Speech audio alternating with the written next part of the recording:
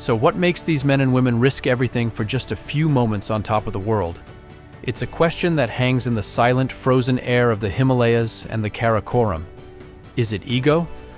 A hunt for some strange kind of immortality? Or is it something deeper, a spiritual need to touch the sky? Join us for a deadly countdown of the 14 highest peaks on Earth. We'll uncover the stories of heroism, obsession, and tragedy that lie frozen in time on the unforgiving slopes of these giants. Sit back and enjoy the journey. Don't forget to like this video and subscribe to the channel.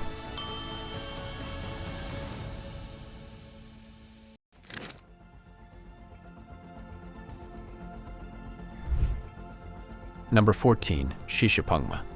Kicking off our countdown is the lowest of the 14 8,000-meter peaks. Shishapangma at 8,027 meters, or 26,335 feet. It's the only one of the 14 located entirely within Tibet, and its name translates to the crest above the grassy plains. Because of its gentler slopes, Shishapangma is often called the most accessible of the 8,000ers, but that's a dangerous illusion. The death zone is just as lethal here as on any other giant. The weather can flip in an instant, and the risk of avalanches is always there. That danger became a tragic reality in 1999. Alex Lowe, a man many considered the best all-around mountaineer in the world, was on an expedition to ski down the mountain. As Lowe, world-class climber Conrad Anker and cameraman David Bridges were scouting a route, a massive avalanche broke loose from 6,000 meters above. Anker was thrown by the blast and miraculously survived, but Lowe and Bridges were swept away, their bodies buried under tons of ice. For 16 years, they were simply gone, until their bodies were finally found in 2016, emerging from a melting glacier. The story is a stark reminder. On the world's highest mountains, there are no easy days. Even number 14 demands respect. The race for records can also be fatal, as seen in October 2023, when two women, Anna Gutu and Gina Zuchidlo, were competing to be the first American woman to climb all 14 8,000ers. Tragically, both women and their Sherpa guides died in separate avalanches on the mountain, a brutal lesson in the fine line between ambition and tragedy. Number 13, Gasherbrum 2. Next, we head to the Karakoram range on the border of Pakistan and China to a group of peaks called the Gasherbrums. Our number 13, at 8,035 meters, is Gasherbrum 2. The name means shining wall, a nod to the way the sun glints off its western face. First climbed in 1956 by an Austrian team, it's considered one of the more straightforward climbs among the 8,000ers, like its Tibetan cousin. This has made it a popular first major Himalayan peak for many climbers, but straightforward is a very relative term in the death zone.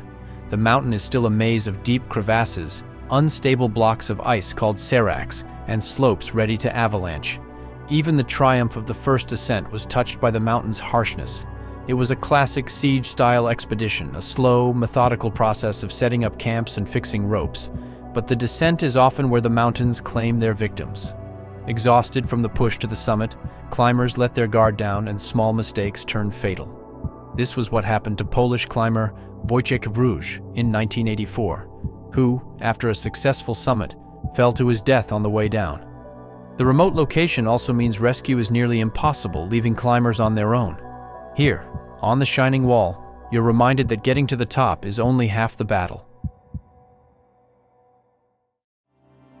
Number 12, Broad Peak. Just a short trip from Gasherbrum 2, still in the mighty Karakoram range, is our number 12, Broad Peak. At 8,051 meters, its name has nothing to do with being easy, but everything to do with its incredible size. The summit ridge stretches for over 1.5 miles, an enormous expanse of snow and rock at an altitude where every single step is a monumental effort. This vastness presents a uniquely cruel challenge. Climbers can see the main summit, but it stays tantalizingly out of reach for hours, a grueling, soul-crushing traverse in the death zone. Many have been forced to turn back, or even worse, have mistakenly stopped at a lower foresummit, thinking their journey was over. The first ascent in 1957 was a landmark moment. An Austrian team, including the legendary Hermann Buhl, climbed it in a pure alpine style. No fixed ropes, no high-altitude porters, just a small team carrying their own gear. It was a revolutionary idea that flew in the face of the massive expeditions common at the time. But Broad Peak's dangers are as huge as its summit ridge. In 2013, 3 Iranian climbers reached the summit, a moment of national pride. Their celebration was short-lived. During the descent, a storm rolled in. They became disoriented on that vast summit plateau and were lost. Despite search efforts, their bodies were never found. Broad Peak's defining feature, its immense scale, became their tomb. Number 11. Gasherbrum 1. We're heading back to the Gasherbrum Massif for number 11, Gasherbrum 1, also known as the Hidden Peak. Standing at 8,080 meters, it earned its nickname from its extreme remoteness, totally hidden from view from any nearby village. For early explorers, it was a mountain of myth, its existence only confirmed after long journeys deep into the Karakoram. That isolation is a huge part of its character. It's one of the most wild and untouched of the 8,000ers, offering a sense of true wilderness that is getting harder and harder to find. Its first ascent in 1958 by an American expedition was a huge moment for U.S. mountaineering, but the Hidden Peak guards its slopes fiercely. Its remoteness means any expedition is a massive logistical challenge, and once you're on the mountain, you are truly alone. Rescue is often impossible. This stark reality was felt in 1982 when the celebrated French climber Yannick Seigneur was killed in an avalanche. His death sent a shockwave through the climbing community. If a climber of his skill could be taken by the mountain, then no one was safe. Gasherbrum 1 remains a prize for the purists, for those who aren't just looking for a summit, but a profound encounter with the raw, untamed power of the high mountains. Number 10. Annapurna 1. Now we travel to Nepal, to a mountain with a beautiful name and a terrifying reputation. At number 10, standing 8,091 meters tall, is Annapurna 1. In Sanskrit, her name means goddess of the harvest, and local people revere her as a deity. But for climbers, Annapurna is the goddess of death. Of all the 14 8,000-meter peaks, Annapurna 1 has the highest fatality-to-summit ratio. Historically, for every 3 climbers who stood on its summit, 1 died trying. While the odds have improved with modern gear and forecasting, it remains the deadliest 8,000er. The mountain is a relentless assault of objective dangers: giant, unstable glaciers, seracs the size of buildings ready to collapse, and massive, unpredictable avalanches. Yet, Annapurna holds a sacred place in history. In 1950, a French expedition led by Maurice Herzog made the first ever ascent of an 8,000-meter peak right here. It was a moment of immense triumph that electrified the world. But the price they paid was horrific. Herzog and his partner, Louis Lacanal, suffered severe frostbite on the descent. Both men lost all of their toes. Herzog lost all of his fingers. Their story, immortalized in the book Annapurna, is a classic tale of human suffering and endurance. The danger hasn't gone away. In 2014, a blizzard and avalanches struck the region, killing at least 39 people, one of the worst disasters in Nepal's climbing history. Annapurna 1 is the ultimate paradox, a life-giving goddess who demands a blood sacrifice.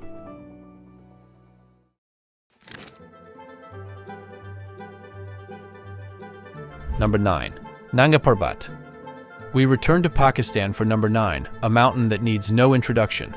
Nanga Parbat, 8,126 meters.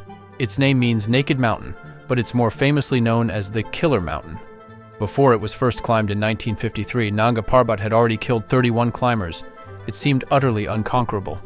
Its south face, the Rupal face, is the single largest rock and ice face in the world, a staggering 4,600-meter vertical wall of terror. The story of its first ascent is one of mountaineering's greatest legends. In 1953, the brilliant Austrian climber Hermann Buhl found himself near the summit, all alone, after his companions turned back. In a feat of almost superhuman endurance, he pushed on, reaching the top late in the day. He was forced to spend the night standing on a narrow ledge in the death zone, with no tent, no sleeping bag, and no supplemental oxygen. Miraculously, he survived, but severe frostbite cost him several of his toes. His solo push was an act of defiance that redefined what was possible. Yet the mountain's deadly nature isn't just about climbing.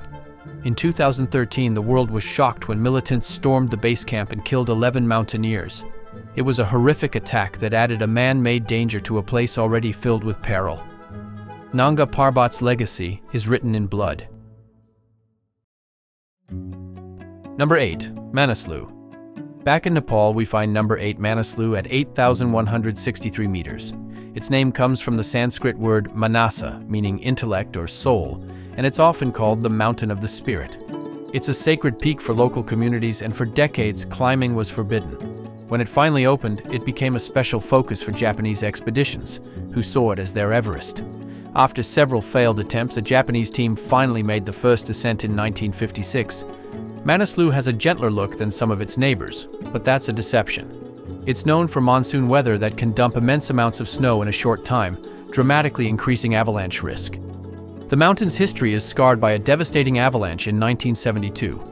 A South Korean expedition was hit at Camp 2, and 15 climbers, including 10 Sherpas, were swept away in an instant.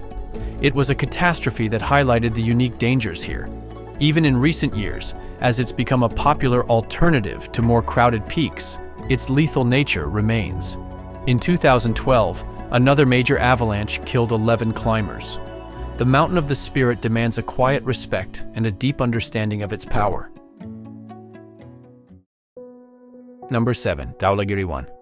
Our countdown continues with number 7, the majestic Dhaulagiri 1, soaring to 8,167 meters in Nepal. Its name means White Mountain, a perfect description for its dazzling, massive presence. For a long time, Dhaulagiri was actually thought to be the highest mountain in the world. Its faces are incredibly steep on all sides, presenting a massive challenge to even the best climbers. The first ascent didn't happen until 1960 by a Swiss-Austrian-Nepali team that used a small aircraft to shuttle supplies to a high camp, a controversial but successful innovation. Dhaulagiri's main danger is its sheer verticality and the constant threat of avalanches. The routes to the summit are exposed and unforgiving. This was tragically proven in 1969 when an American expedition attempted a treacherous ridge. An enormous avalanche swept through their camp, killing 7 climbers. It was a devastating blow, a reminder of how quickly the White Mountain can turn deadly. Its challenging nature means it has never been as popular as some of the other giants, but for those seeking a true test of technical skill and nerve, Dhaulagiri remains one of the greatest prizes in the Himalayas. If you're finding this journey to the top of the world as fascinating as we are, and if you're captivated by these stories of courage and survival, hit that subscribe button for more adventures into the world's most extreme environments. Your support helps us keep telling these incredible stories.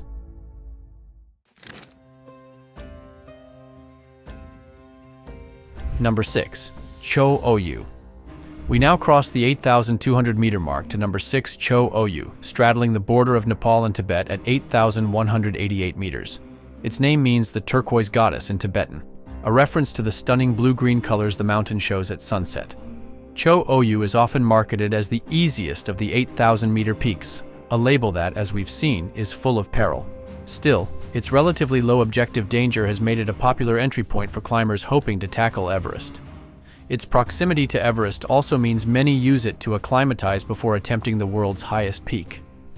The first ascent was made in 1954 by a small Austrian expedition, but the turquoise goddess has a dark side. That seemingly gentle summit plateau can become a death trap in a whiteout, a disorienting, featureless landscape where climbers can easily lose their way and wander off a cliff.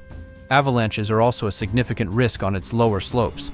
In 1988, a massive avalanche struck a Japanese expedition, killing 5 of its members. The tragedy was a brutal reminder that even on the easiest of the giants, the fundamental dangers of the death zone, extreme cold, low oxygen, and wild weather, are always there. Number 5. Makalu. At number 5, we meet one of the most visually stunning and technically demanding mountains in the world, Makalu, at 8,485 meters. Located just 19 kilometers from Everest, Makalu is a true giant's giant. It's a perfect four-sided pyramid of rock and ice with razor-sharp ridges and incredibly steep faces. Unlike many other 8,000ers, there is no easy way to the top. The final section involves a difficult rock climb known as the French couloir, a technical challenge that has to be navigated in the debilitating conditions of the death zone. The French were the first to conquer Makalu in 1955 in what is still considered one of the most successful expeditions of all time, putting all 9 of their climbers on the summit. It was a triumph of teamwork. But Makalu is relentless. It's known for brutal winds and sudden, violent storms. The technical difficulty, combined with the extreme exposure, means that any mistake is likely to be fatal. In 1970, a Japanese expedition attempting a new route met with disaster. 6 climbers were lost in a fall, a devastating loss that highlighted the extreme consequences of a single misstep on Makalu's steep terrain. It's not a peak for the casual tourist. It is a mountain for the mountaineer's mountaineer, a place that demands not just endurance, but a high degree of technical mastery. Number 4. Lhotse. We now arrive at the next-door neighbor of Mount Everest. This is number 4 Lhotse at 8,516 meters. Its name means South Peak in Tibetan, and it's connected to Everest by a high ridge called the South Col. For climbers on the standard route up Everest, Lhotse is a constant towering presence to their right. The two mountains share much of the same route, including the treacherous Khumbu icefall. But Lhotse is a giant in its own right, with its own character and dangers. Its most defining feature is the Lhotse face, a colossal 3,000-foot wall of hard blue ice. This face is notoriously steep and prone to rockfall, making it one of the most dangerous sections of the entire Everest-Lhotse massif. Lhotse was first climbed in 1956 by a Swiss team, just 2 days after they made the second-ever ascent of Everest. But many have found tragedy on its slopes. In 2016, a Dutch climber successfully reached the summit but died from altitude sickness in his tent at Camp 4. His death was a stark reminder that the danger isn't over until you are safely back at base camp. Lhotse may live in the shadow of its taller neighbor, but it is a world-class challenge that demands just as much respect as the king of the Himalayas. Number 3. Kangchenjunga. Our journey now takes us to the border of Nepal and India, to the third highest mountain on Earth, Kangchenjunga, at 8,586 meters. Its name translates to the 5 treasures of the snow, for its 5 distinct peaks. For the local people, Kangchenjunga is a sacred mountain, the home of a deity. It's so sacred, in fact, that the first British team to climb it in 1955 stopped just a few feet short of the actual summit out of respect, a tradition that many climbers still honor today. Kangchenjunga is a massive, sprawling mountain. Its remote location and unpredictable weather make it one of the most difficult and dangerous mountains to climb. Weather systems from the Bay of Bengal can bring sudden, huge snowfalls, and the mountain has a fearsome reputation for avalanches. It has a very high fatality rate, second only to Annapurna and K2. The legendary British climber Doug Scott experienced the mountain's wrath firsthand in 1992, when his expedition lost 2 members to separate avalanches. Kangchenjunga is not a commercialized peak. There are no fixed ropes for the entire route, no streams of guided clients. It is a wild, raw, and exceptionally dangerous place. Number 2. K2. There is only one mountain that climbers speak of with more reverence and fear than any other. It is not the highest, but it is without a doubt the hardest. This is number 2, K2, standing at 8,611 meters on the border of Pakistan and China. Known as the Savage Mountain, a name given to it by a climber on a failed 1953 expedition, K2 is the ultimate test. It's steeper and far more technically demanding than Everest, with no easy way up. Every route is filled with peril, from the unstable seracs of the bottleneck, a narrow, terrifying passage overhung by a massive glacier, to the constant threat of rockfall. The weather is notoriously violent, with storms that can last for weeks. For every 4 people who have stood on its summit, 1 has died trying. An Italian team made the first ascent in 1954, but the mountain has been the scene of some of mountaineering's greatest tragedies. The 2008 K2 disaster is a harrowing example. A series of events, starting with a massive piece of ice breaking off above the bottleneck, led to the deaths of 11 climbers. Ropes were swept away, climbers were stranded in the death zone, and a cascade of bad luck and poor decisions turned the mountain into a tomb. K2 had never been climbed in winter, until a team of Nepali climbers finally achieved the feat in 2021, one of the last great prizes in mountaineering. It remains the absolute pinnacle of high-altitude climbing. Number 1. Mount Everest. And so we arrive at the top, the highest point on planet Earth. Number 1. Mount Everest. Known as Sagarmatha, Goddess of the Sky, in Nepal, and Chomolungma, Holy Mother, in Tibet. It stands at an official height of 8,848.86 meters, or 29,031.7 feet. For over a century, Everest has been the ultimate symbol of human aspiration. The first successful ascent in 1953 by Sir Edmund Hillary and Tenzing Norgay was a global event, a moment of triumph that seemed to expand the boundaries of what was humanly possible. Since then, thousands have followed in their footsteps, but the Goddess of the Sky is not always kind. The Khumbu icefall, a constantly shifting river of ice near base camp, is a deadly game of Russian roulette. The weather is extreme, with winds that can literally blow a person off the mountain, and the sheer altitude of the death zone is a relentless killer. The mountain's history is filled with tragedy. The 1996 disaster, immortalized in Into Thin Air, saw a rogue storm claim the lives of 8 climbers in a single day. In 2014, an avalanche in the Khumbu icefall killed 16 Sherpas, and in 2015, another avalanche triggered by an earthquake killed at least 22 people at base camp. In recent years, a new danger has emerged: overcrowding. Images of long lines of climbers waiting to reach the summit have sparked huge controversy, with many arguing that the mountain's commercialization has made it more dangerous, causing deadly traffic jams in the death zone. Yet, amid the controversy, the spirit of Everest endures. It endures in the quiet heroism of the Sherpa guides, men like Kami Rita Sherpa, who, as of 2025, has stood on the summit an incredible 31 times. Not for records, but because it is his job. It endures in the personal triumphs of ordinary people pushing their limits and in the profound pull of standing on the roof of the world. From the grassy plains of Shishapangma to the jet stream winds of Everest, we've journeyed through a world of extreme beauty and brutal consequences. We've seen triumph and tragedy, culture and controversy, etched into the slopes of these 14 colossal peaks. So let's go back to our original question. What drives people to risk everything in this deadly realm? Maybe there isn't one simple answer. Perhaps, as the great mountaineer Reinhold Messner, the first person to climb all 14 peaks without supplemental oxygen, suggested, it's not about conquest. He said, I am not so proud to climb all the 8,000-meter peaks, but I was proud to climb Nanga Parbat solo. That was the most elegant thing I did. Maybe it's about finding that elegance in the face of overwhelming power, a deep, personal conversation with the mountain, a quest for self-knowledge in a place that strips away everything but what's essential. Maybe it's about feeling truly alive for just a few fleeting moments in a place where death is always your companion. The mountains remain, indifferent to our ambitions and our tragedies. They are a mirror, reflecting both how fragile we are and the incredible, indomitable strength of the human spirit.